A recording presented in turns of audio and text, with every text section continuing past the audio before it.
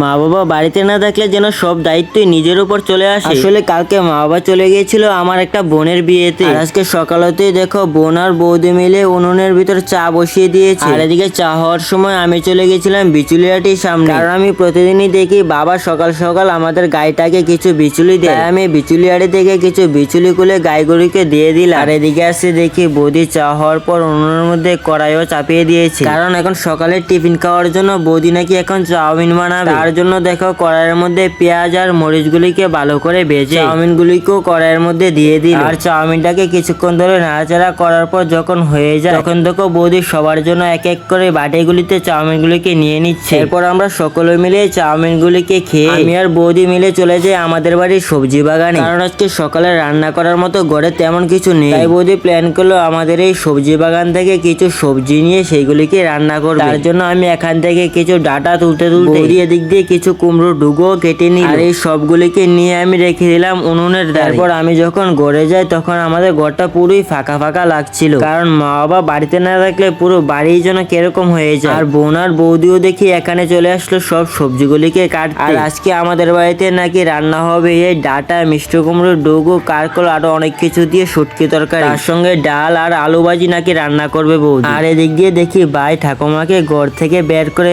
চেয়ারে বসিয়ে দিল। অনেকদিন ধরে বৃষ্টি হওয়ার পর আজকে অনেকটা রোদ উঠেছে, আজকে নাকি ভাই ঠাকুমাকে স্নান করিয়ে দেবে।